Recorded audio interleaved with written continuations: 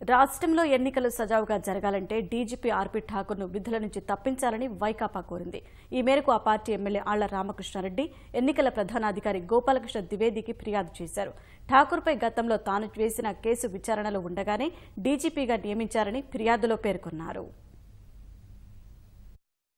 ఠాకూర్ గారు అప్రజాస్వామికంగా చేస్తా ఉన్నారు. ఆయన ఇష్టం వచ్చినట్లుగా డీజీపీ గారు చేయటం ఎంతవరకు సబబు? పార్షియాలిటీ ఖచ్చితంగా ఆయన చూపిస్తా ఉన్నాడు. దానికి ప్రత్యక్ష ఉదాహరణ జగన్మోహన్ రెడ్డి గారు, ఈ రాష్ట్రానికి వైఎస్ఆర్ కాంగ్రెస్ పార్టీ అధ్యక్షుడు. ఆయన మీద హత్యా ప్రయత్నం జరిగిన రోజున ఎఫ్ఐఆర్ నమోదు చేశారా లేదా అని పరిశీలించుకోవాల్సినటువంటి రాష్ట్ర డీజీపీ చంద్రబాబు నాయుడు చెప్పినట్లుగా వింటూ అది జగన్మోహన్ రెడ్డి గారే చేయించుకోవడానికి ప్రయత్నం చేశారు, సానుభూతి కోసం చేశారని చెప్పి డీజీపీ ఈ ఎన్నికల్లో కొనసాగితే స్వేచ్ఛగా సామాన్యుడు తన ఓటు హక్కును వినియోగించుకోగలడా? తక్షణం డీజీపీని ఈ ఎన్నికల సమయం వరకు పక్కన పెట్టవలసిందిగా నేను అధికారి గారిని కోరటం జరిగింది.